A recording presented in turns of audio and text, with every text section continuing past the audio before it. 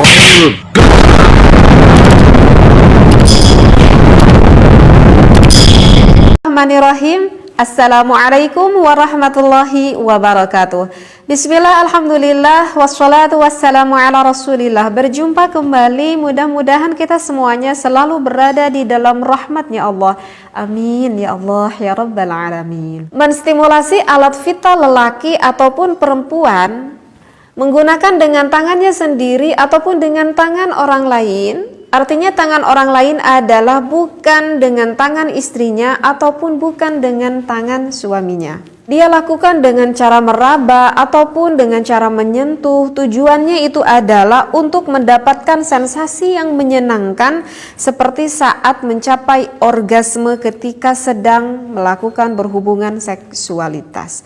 Nah, apakah yang dikatakan ini adalah dikatakan dengan onani ataupun masturbasi. Nah, bahasa masturbasi ini udah kita ketahui ya dari bahasa Inggris gitu ya. Kalau onani itu dari bahasa Yunani. Sedangkan kalau di dalam bahasa fikihnya itu dikatakan dengan al-istimna' bil yad, seperti itu. Ataupun nikahul yad ataupun al-adah asyiriyah. Tapi itu hanya istilah saja ya, sama-sama saja mau istimna, mau onani ataupun masturbasi, seperti itu. Mengapa sih orang-orang melakukan masturbasi ataupun melakukan onani? Itu dikarenakan dipicu oleh hormon seksualitas pada dirinya itu yang sedang meningkat. Nah, dan hal itu dikarenakan orang itu mendapatkan stimulasi seksualitas, misalkan dari pandangan gitu ya, dari pandangan yang sehingga membangkitkan gairah seksualitas pada dirinya. Baik dia melihat secara langsung seperti itu, ataupun dia melihat dari majalah-majalah ya, ataupun dari sekarang misalkan dari handphone, dari acara tontonan-tontonan YouTube, misalkan dari wanita-wanita yang maaf-maaf gitu ya, yang cukup-cukup seksi, yang terlihat auratnya sehingga menimbulkan rasa gairah seksualitas yang cukup tinggi. Hal itu bisa menjadikan salah satu pemicu. Bisa saja terjadi diantaranya dikarenakan ada sentuhan seperti itu. Ya, misalkan orang-orang muda zaman sekarang yang berpacaran, yang tidak tahu aturan agama sehingga berani disentuh ininya, itunya gitu ya, sehingga ketika nanti dia pulang ke rumah terbayang-bayang sehingga ingin melakukan onani ataupun ingin melakukan masturbasi. Ataupun tidak seperti itu, bisa saja terjadi dikarenakan fantasi dirinya itu. Jadi membayangkan hal-hal yang bersifat negatif pada otaknya itu, sehingga ingin melakukan juga hal itu. Dan yang terakhir bisa saja terjadi itu dikarenakan ada pengalaman sebelumnya. Artinya adalah pengalaman sebelumnya orang ini pernah nih melakukan masturbasi ataupun melakukan onani sehingga dia merasa mendapatkan kepuasan, dia merasa mendapatkan kenikmatan ketika dia melakukan hal itu sehingga ada timbul kecanduan pengen ngulang dan ngulang lagi seperti itu. Nah, itu adalah salah satu hal yang dapat memicu akan semakin tingginya hormon seksualitas pada orang tersebut. Seperti itu ya. Nah, untuk selanjutnya, apakah orang melakukan masturbasi ataupun melakukan onani itu bisa termasuk salah satu cara untuk melampiaskan sensual? Maka jawabnya itu adalah bukan salah satu cara untuk melampiaskan sensual ya. Karena apa? Karena orang itu sebetulnya tidak akan mendapatkan seksualitas seperti itu. Jadi jangan berpikir kalau ini adalah cara pintas ataupun cara yang terbaik. Tidak seperti itu. Nah, untuk selanjutnya sekarang, apakah orang yang melakukan onani ataupun orang yang melakukan masturbasi itu akan mendapatkan negatif gak? Ataupun akan mendapatkan kemadorotan gak ketika orang itu melakukan onani? Ya, jawabnya itu adalah jelas akan mendapatkan kemadorotan ataupun ada sisi negatif ketika orang tersebut melakukan onani ataupun masturbasi.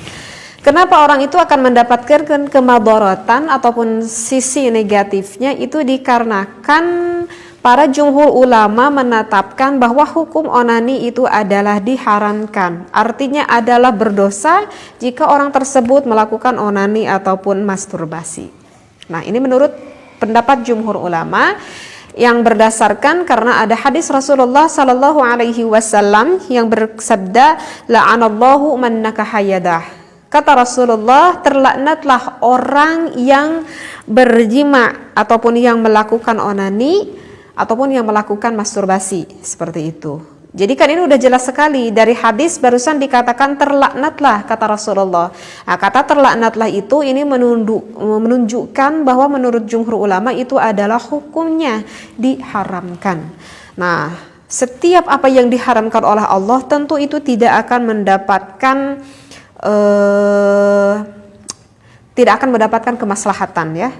Setiap perkara yang diharamkan itu tentu akan lebih condong mendapatkan kemadharatan, bukanlah suatu kemaslahatan ya.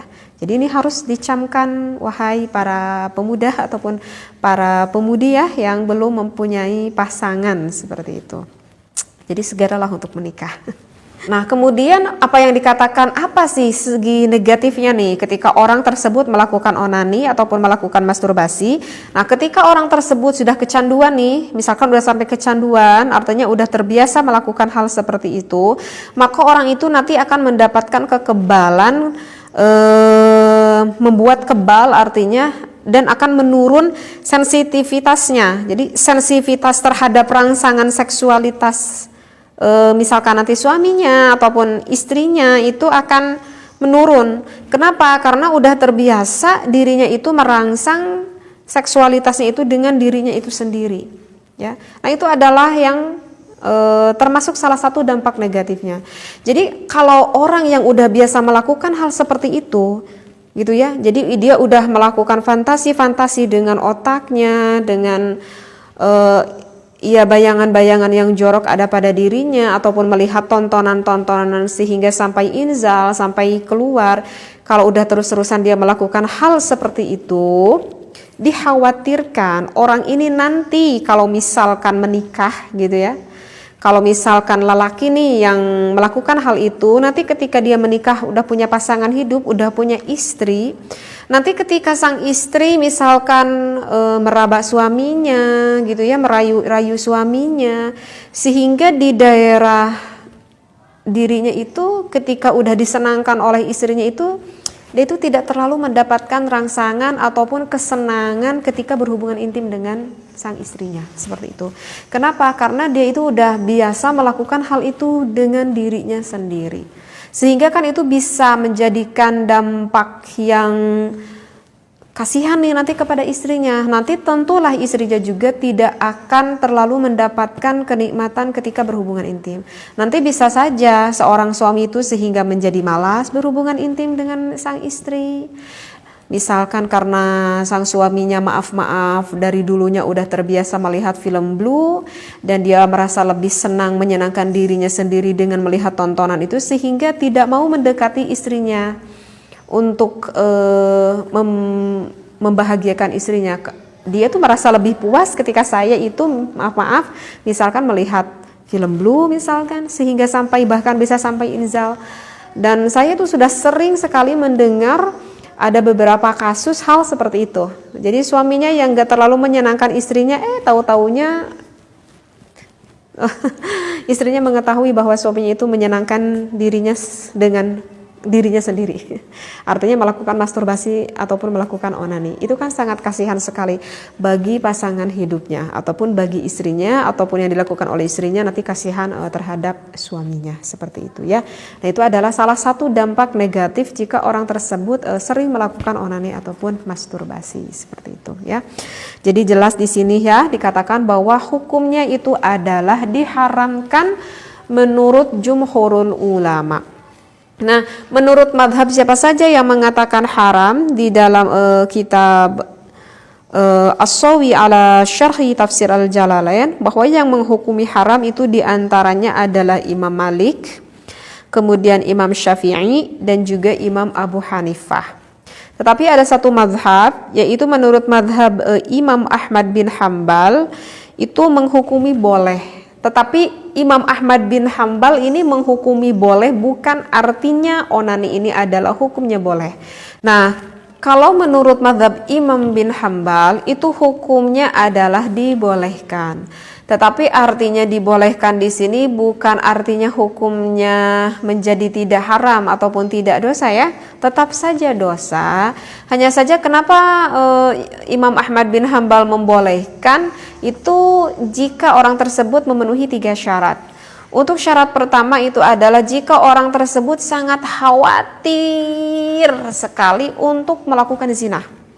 Jadi misalkan dia itu berada di lingkungan yang sangat tidak baik, artinya di lingkungan yang sangat negatif banget gitu ya.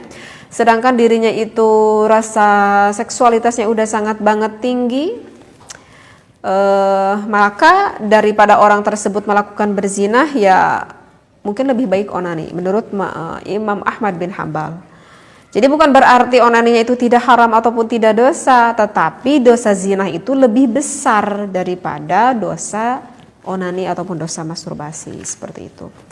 Kemudian untuk syarat yang kedua menurut mazhab Ahmad bin Hambal adalah onani itu lakukanlah dengan tangannya sendiri, tidak boleh dilakukan dengan tangan orang lain gitu. Kalau misalkan dilakukan dengan tangan istrinya, nah kalau dengan tangan istrinya itu bukan dikatakan onani, tidak apa-apa itu. Jadi kan yang dikatakan onani tadi kan yang dilakukan oleh tangannya sendiri ataupun dengan tangannya orang lain. Nah, untuk syarat yang kedua tidak boleh dilakukan dengan tangan orang lain seperti itu. Jadi lakukanlah dengan tangannya sendiri. Apalagi ya syaratnya itu adalah orang tersebut itu tidak boleh ketika melakukan onani ataupun masturbasi, karena beginilah biar lebih paham ya. Memang rasa syahwat itu Allah berikan kepada kita. Itu sebetulnya bisa menjadikan fitrah, bisa menjadikan pahala amal ibadah jika kita menyalurkannya yang benar, artinya kepada pasangan yang halal, yaitu kepada istri dan juga suami, maka itu bisa berbuah menjadi ibadah. Nah, kemudian bagaimana jika tidak semua orang itu sekarang ini sudah menikah, misalkan bagi yang belum mempunyai pasangan hidup gitu ya, bagi yang masih bujangan ataupun yang masih perawan ataupun duda janda gitu ya, ataupun yang udah punya istri ataupun udah punya suami tapi pasangannya itu jauh, misalkan lagi kerja tuh di luar negeri. Nah, kalau begitu gimana dong solusinya nih? Hormon saya ini udah lagi benar-benar tingginya, gairah seksualitas saya ini udah benar-benar memuncak gitu. Maka solusinya itu gimana gitu ya? Misalkan yang ada bertanya seperti itu. Maka kata Rasulullah, jika rasa syahwatmu itu sedang tinggi, maka lakukanlah berpuasa. Kenapa? Karena berpuasa itu merupakan perisai bagi diri kamu untuk menekan rasa syahwatmu itu. Jadi solusinya adalah perbanyaklah untuk berpuasa bagi orang-orang yang tidak mempunyai pasangan hidup. Itu yang disampaikan oleh Rasulullah. Karena ketika kita melakukan berpuasa, kan kita menyedikitkan makan tuh. Artinya kalau kita menyedikitkan makan, maka akan lebih menekan rasa syahwat itu, dan bukan hanya sebatas puasa secara zahir ya, artinya tidak hanya sebatas mengurangi makan minum saja, tetapi lakukanlah berpuasa secara batiniyah. Dan memang rasa syahwat itu ada yang keluar secara alami dan ada yang tidak alami. Kalau misalkan rasa syahwat itu yang keluar secara alami, artinya ya rasa syahwat itu yang memang timbul dengan sendirinya gitu. Jadi kalau misalkan rasa syahwat itu yang timbul dengan sendirinya, maka itu sebetulnya tidak terlalu sulit untuk menjauhkannya rasa syahwat di dalam diri kita. Yaitu diantaranya seperti berpuasa, ataupun kita sedang tidak berpuasa, rasa itu ada, maka cobalah untuk berwudu, kemudian ambil Al-Quran, kemudian bacalah Al-Quran. Insya Allah nanti pikiran kita tuh akan fokusnya kemana? Akan fokusnya ke Al-Quran, seperti itu. Ataupun kita lakukan sholat sunat mutlak misalkan, aduh saya mah males untuk lakukan ibadah, untuk berpuasa, untuk ngaji Quran, ataupun untuk memperbanyak memperbanyak sholat, saya itu males misalkan, maka lakukanlah dengan hal positif lainnya gitu ya. Karena kan ketika kita menyalurkan hal seksualitas itu kan kita sedang menyalurkan energi. Coba kita salurkan rasa energi itu kepada hal-hal yang positif. Misalkan kita perbanyak olahraga, ada rasa itu datang, ujung-ujung datang nih kepada diri kita, aduh ini udah gak bener nih, udah kita langsung pakai sepatu keluar rumah, lari gitu. Maka dengan sendirinya itu akan mudah, hal itu akan mudah hilang seperti itu. Atau lagi males lari, kita punya peliharaan, kita misalkan apa kek gitu ya, ataupun kita bermain apa kek gitu, kita lampiaskan energi itu, dialihkan terhadap hal yang positif, maka itu tidak akan sulit jika rasa syahwatnya itu yang datang secara alami. Nah, yang sulit itu adalah rasa syahwat yang sengaja kita buat, artinya yang gak alami. Kenapa? Karena rasa syahwat itu sengaja kita undang. Ini yang sulit, yang sengaja kita undang. Kenapa sulit untuk mencegahnya? Ya karena udah diundang sama kita, jadi mengusirnya juga susah lah. Kok ya udah diundang sama kita. Misalkan ya apa, kita undang sengaja pikiran kita, karena kita udah melihat hal-hal yang negatif misalkan di tontonan, sehingga terbayang-bayang gitu ya, sehingga meningkatkan rasa syahwatnya. Ya wajar kalau sulit, ya toh dibuat oleh dirinya sendiri seperti itu. Nah, itu adalah salah satu solusi deh untuk orang yang biasa onani ataupun masturbasi. Coba lakukan, alihkan dengan hal-hal yang positif. Dan jika, maaf ya tadi agak saya sedikit mengkol ke sini, tadi saya menyambung lagi ke menurut mazhab Ahmad bin Hambal, ketika orang tersebut daripada takut terjerumus melakukan perzinahan, maka lakukanlah onani tersebut. Yang pertama, gak boleh dibayang-bayang, gak boleh dipikir-pikir dengan imajinasi yang semakin membangkitkan gairah, nggak boleh ya. Kemudian jangan dilakukan di tempat yang nyaman, karena kalau dilakukan tempat yang nyaman, nanti orang itu akan merasa terbayang-bayang akan kenyamanannya itu, dan nanti orang tersebut akan semakin terbiasa. Dan yang ketiga adalah buanglah maaf ya, spermanya itu dibuanglah seperti kalian sedang membuang kotoran. Artinya kalau kita membuang pipis gitu ya, kan gak kebayang apa-apa, ya kita buang aja gitu, tanpa kita ingat-ingat, kita buang aja. Jadi jangan lakukan di tempat yang nyaman, misalkan ya di kamar mandi lah kita lakukan, dan sesegera mungkin kita keluarkan seperti kita mengeluarkan kotoran. Mudah-mudahan Allah meraksa kita ya. Maaf bagi para suami istri yang mempunyai permasalahan, jika ada suaminya ataupun istrinya yang mengalami udah punya pasangan kok masih tetap suka melakukan onani ataupun masturbasi, menurut saya itu harus segera mungkin untuk datang ke dokter yang mengerti ataupun yang memahami di dalam masalah seksualitas. Nanti dokter itu akan lebih paham bagaimana solusinya, karena saya merasa sangat kasihan sekali terhadap pasangan yang sebelahnya. Dan jangan sampai kalian terjerumus untuk melakukan yang haram terus menerus, sedangkan ada yang halal di samping Anda. Kenapa saya katakan ini? Karena saya agak sering mendengar kasus hal seperti ini, yang melakukan masturbasi ataupun onani sedangkan dirinya itu sudah punya pasangan hidup yang halal yang bisa menjadikan ibadah. Maaf sekali ya, pembahasan yang saya sampaikan kali ini cukup panjang juga.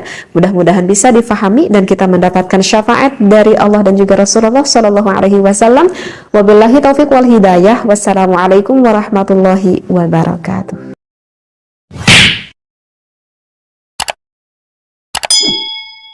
Hold